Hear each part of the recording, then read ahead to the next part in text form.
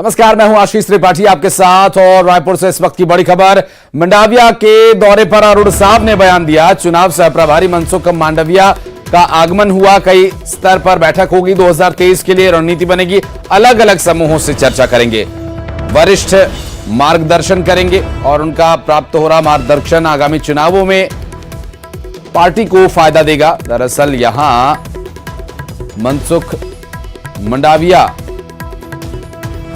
का आगमन हो रहा है। 2023 के लिए रणनीति पार्टी बना रही है और ऐसे में चुनाव सह प्रभारी का आना और इस पूरे मामले को लेकर जो बयान है, जो प्रतिक्रिया आई अरुण साहब की तरफ से, वो भी सुनवा दें। केंद्रीय स्वास्थ्य एवं परिवार कल्याण मंत्री डॉक्टर मनसुख मांडविया जी, जो हमारे प्रदेश में चुनाव के सह प्रभारी है, अभी उनका आगमन हुआ है। विभिन्न स्तर की बैठकें होगी। बैठक में अब तक जो हमारी तैयारियां हुई है उसके बारे में बातचीत करेंगे और आगे किस तरह से काम करना है, इन सब विषयों के लेकर अलग अलग समूह से चर्चा करेंगे, बातचीत करेंगे। निश्चित रूप से पार्टी का काम तेजी से आगे बढ़ रहा है और हमारे वरिष्ठों का मार्गदर्शन हम सबको लगातार प्राप्त हो रहा है। तो छत्तीसगढ़ चुनाव के सह प्रभारी के तौर पर मांडविया आए हुए हैं छत्तीसगढ़, और ऐसे में पार्टी के जो प्रदेश अध्यक्ष हैं उनका कहना है कि इससे प्रदेश के कार्यकर्ताओं में हौसला बढ़ेगा और जो मार्गदर्शन वरिष्ठ नेताओं का मिलेगा उससे आगामी चुनाव में लाभ होगा पार्टी को। युगल हमारे सहयोगी इस वक्त हमारे साथ मौजूद हैं। युगल, क्या डिटेल्स मिल पा रही हैं अभी इस दौरे को लेकर? जिस तरह से मनसुख मांडविया आए हैं यहाँ पर, पार्टी के कार्यकर्ताओं को जीत का मंत्र दे रहे हैं, रणनीति बनाई जा रही है, क्या हो रहा है मीटिंग्स में?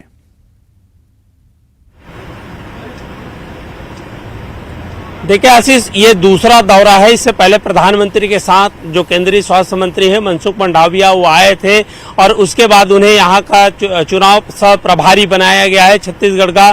तो बड़ा टास्क है क्योंकि बीजेपी को सत्ता में वापस आना है। 15 सीटों से सीटों की संख्या ही नहीं बढ़ानी है बल्कि जीत दर्ज करनी है। और बीजेपी जिस तरह से रणनीति सदी हुई रणनीति के तहत बीजेपी भी काम कर रही है। लगातार केंद्रीय नेतृत्व यहाँ पर जो नजरें गड़ाए हुए हैं और केंद्रीय नेतृत्व की कमान एक तरफ अमित शाह है, वो कमान संभाले हुए हैं, तो दूसरी ओर मनसुख मांडविया है, उसे सह प्रभारी बनाया गया है। ओम माथुर को प्रभारी बनाया गया है। तो ये कहा जा सकता है सभी संगठन मोर्चे की जो बैठक है बीजेपी लगातार कर रही है और रणनीति के तहत उन्हें जो जवाबदारी दी जा रही है, टास्क दिया जा रहा है। और बीजेपी की बेहद गोपनीय बैठक भी एक तरह से कहा जा सकता है क्योंकि वहां पर संगठन में किस तरह से काम करने हैं और आम जनता के बीच कैसे जाना है और किस तरह से कांग्रेस को जो है हराना है, इन तमाम तरह की रणनीति है वो बन रही है। फिलहाल जितने भी जो नेता हैं उन्हें जो पहले बार जवाबदारी दी गई थी जब अमित शाह आए थे, तो उनका फीडबैक भी अभी लिया जा रहा है। अमित शाह के दौरा भी प्रस्तावित है, वो कभी भी यहाँ दौरे आ सकते हैं। हालांकि उनका एक बार स्थगित हो गया है कार्यक्रम, तो फिर वो आएंगे। लेकिन ये कहा जा सकता है कि बीजेपी है पूरी तरह से चुनावी मोड में है और केंद्रीय नेतृत्व है पूरी तरह से छत्तीसगढ़ की कमान है उन लोगों ने संभाल रखा है। जी बिल्कुल। चूंकि युगल, अभी की स्थिति को देखते हुए पार्टी अपने उन सभी विषयों को लेकर जरूर मंथन करें, क्योंकि सत्ता से बाहर होना और फिर वापसी करना एक बहुत बड़ा टास्क होता है पार्टी के लिए। ये दौरे आगे भी जारी रहेंगे। अभी इस वक्त की स्थिति को देखते हुए आगे भी डिटेल्स आपसे लेने के लिए संपर्क करेंगे। बातचीत आप भी कीजिएगा कि क्या विषय आगे ये तय करने वाले हैं, पार्टी के कार्यकर्ताओं के लिए किस तरह से तैयारियां होंगी। बहुत शुक्रिया आपका जानकारी के लिए। और रायपुर से इस बीच एक बड़ी खबर, किसानों के मुद्दे पर बीजेपी प्रदेश अध्यक्ष का बयान। किसानों की बेहतरी का काम बीजेपी ने किया।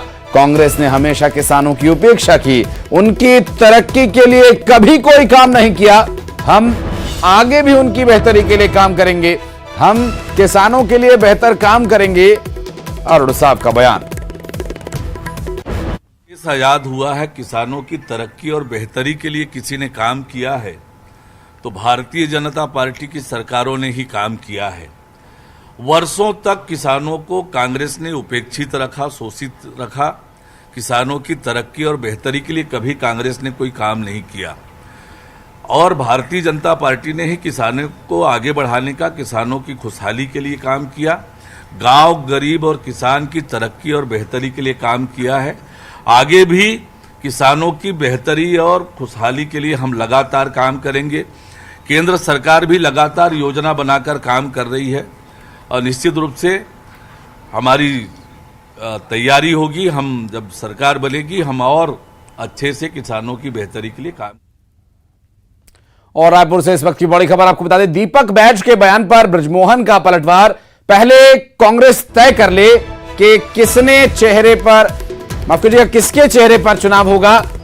और शैलजा ने सामूहिक नेतृत्व में चुनाव लड़ने की बात कही थी। बैज कांग्रेस के नए प्रदेश अध्यक्ष बने हैं, उनको शुभकामनाएं। और रायपुर से बड़ी खबर, दीपक बैज का जो बयान आया इस पर बृजमोहन अग्रवाल ने पलटवार किया। उन्होंने कहा कि कांग्रेस अपनी पहले ये तय कर ले कि चुनाव किसके चेहरे पर लड़ा जाएगा। कुमारी शैलजा ने सामूहिक नेतृत्व में चुनाव लड़ने की बात कही है। और दीपक बैज ने जिस तरह से बयान दिया था चुनाव किसके चेहरे पर होगा, उस विषय को लेकर उन्होंने पलटवार किया। और साथ ही प्रदेश अध्यक्ष बनाए जाने पर कांग्रेस के सांसद और प्रदेश अध्यक्ष पीसीसी चीफ दीपक बैज को भी उन्होंने शुभकामनाएं दी। कांग्रेस पार्टी ने पहले ही भूपेश बघेल को नकार दिया है और शैलजा जी ने कहा है, टीएस सिंहदेव ने कहा है कि सामूहिक नेतृत्व में चुनाव लड़ेंगे। तो पहले तो तय कर लें कि किसके चेहरे पे चुनाव होगा।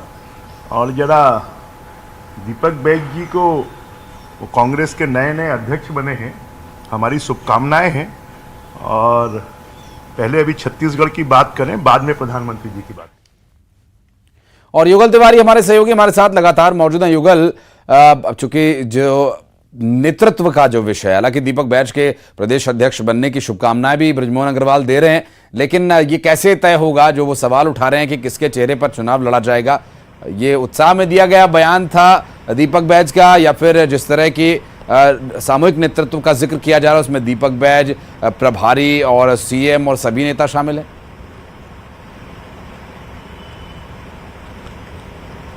देखिए आशीष, छत्तीसगढ़ में चुनाव से पहले जिस तरह से बीजेपी पर लगातार कांग्रेस तंज कसती रही है और कहा है कि प्रधानमंत्री के चेहरे पर चुनाव अगर लड़े तो दम है तो दिखाएं, तो उसी का ये पलटवार था बीजेपी का।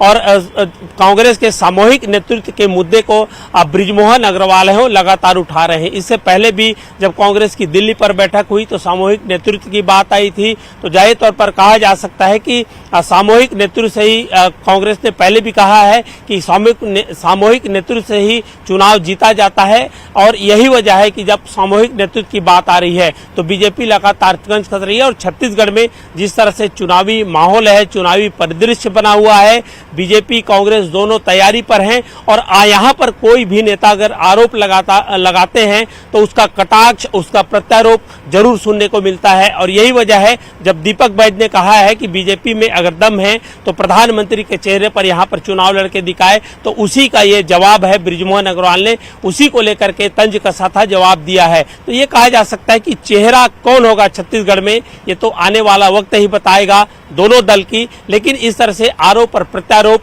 लगातार जारी है। जी आशीष, बिल्कुल स्वाभाविक है और इस वक्त चुनावी समर है, तो ऐसे में ये प्रतिक्रियाएं स्वाभाविक है। बहुत शुक्रिया आपका इस पूरे मामले पर जानकारी देने के लिए युगल। और रायपुर से इस बीच एक बड़ी खबर, बीजेपी प्रदेश अध्यक्ष ने नई नियुक्तियां की हैं। अनिल ठाकुर प्रदेश कार्य समिति के विशेष आमंत्रित सदस्य और अशोक साहू कवर्धा के जिला अध्यक्ष, दिनेश गांधी कवर्धा के जिला प्रभारी बनाए गए, तो संतोष पटेल कवर्धा के जिला महामंत्री बनाए गए हैं। कांति गुप्ता बने कवर्धा के जिला महामंत्री। नई नियुक्तियां बीजेपी प्रदेश अध्यक्ष ने ये की हैं और जिम्मेदारी दी गई है जिला स्तर पर। और रायपुर से एक और बड़ी खबर आपको बता दें, पीसीसी चीफ दीपक बैज राजीव भवन पहुंचे। संचार विभाग की बैठक उन्हें लेनी है। दरअसल मिशन 2023 में मीडिया की भूमिका पर चर्चा होगी। सभी मोर्चा प्रकोष्ठ के अध्यक्ष की भी बैठक में लेंगे। पदभार ग्रहण करने के बाद पहली बार वे इस तरह की बैठक कर रही हैं और इसे बैठक को लेने के लिए वे पहुंचे हैं राजीव भवन, जो कि प्रदेश कांग्रेस कार्यालय है और पार्टी के तमाम नेता वहां पर मौजूद हैं। और दीपक बैज प्रदेश की जिम्मेदारी संभालने के बाद पहली बार इस तरह की बैठक कर रहे हैं। और नक्सलियों ने ग्रामीण की हत्या कर दी। दरअसल बीजापुर में एक घर में सोते हुए ग्रामीण की हत्या कर दी गई। आपको बता दें कि ओयाम तिम्मेनार गांव का यह पूरा मामला है। मिरतुर थाना पुलिस गांव के लिए रवाना हो चुकी है और मुखबिरी के शक में हत्या किए जाने की आशंका है और इस पूरी वारदात के बाद अभी तक कोई आधिकारिक पुष्टि इसकी नहीं हुई है। आपको बता दें कि नक्सलियों ने ग्रामीण की हत्या कर दी है। और रायपुर से बड़ी खबर, ट्रांसपोर्ट नगर तालाब में लाश मिली है। दरअसल तालाब में तैरती एक शख्स की लाश मिली और युवक की हत्या की आशंका जताई जा रही है। खमतराई थाना पुलिस मामले की जांच में जुटी हुई है। जहां एक युवक की लाश मिली, युवक की हत्या की आशंका जताई जा रही है। खमतराई थाना पुलिस इस पूरे मामले की जांच कर रही है। ट्रांसपोर्ट नगर तालाब में यह लाश तैरती पाई गई। तालाब में तैरती मिली युवक की लाश और युवक की हत्या की आशंका जताई जा रही है। खमतराई थाना पुलिस इस पूरे मामले की जांच में जुटी हुई है। आपको बता दें कि रायपुर से यह बड़ी खबर, ट्रांसपोर्ट नगर तालाब में लाश मिली है। तालाब में तैरती युवक की लाश, शख्स की हत्या की आशंका जताई जा रही है। खमतराई थाना पुलिस जांच में जुटी हुई है। और रायगढ़ से बड़ी खबर, बस और टैंकर में जोरदार टक्कर, डीजल लूटने के लिए भीड़ लग गई लोगों की और लोगों के इस कृत्य की जो तस्वीरें सामने आई वो भी आपको दिखाएंगे। लेकिन इस हादसे के बाद गनीमत यह रही कि जो ड्राइवर्स थे दोनों ही बच गए और कोई बड़ा हादसा यहां लोगों के साथ भी हो सकता था। दरअसल ड्राइवर्स की जान यहां बची, एक राहत की बात है। लोगों की भी जान बच गई, ये भी बहुत बड़ी राहत है। दरअसल रुदुकेला पुलिस के पास इस पूरे घटना की जानकारी है। लैलूंगा थाना क्षेत्र का यह पूरा मामला है। लोगों में डीजल लूटने की होड़ मची दिखाई दी। और जांजगीर चांपा से बड़ी खबर, पिकनिक मनाने के लिए आए 2 पर्यटक यहां फंस गए। दरअसल देवपहरी सतरेंगा पर्यटन स्थल का यह पूरा मामला, अचानक जलस्तर बढ़ जाने से फंसे सभी ने छज्जे पर चढ़कर किसी तरह से अपनी जान बचाई। लेमरू थाना पुलिस मौके पर पहुंचकर रेस्क्यू कर लोगों को बाहर निकाला गया। गोताखोर और एसडीआरएफ की टीम ने रेस्क्यू किया।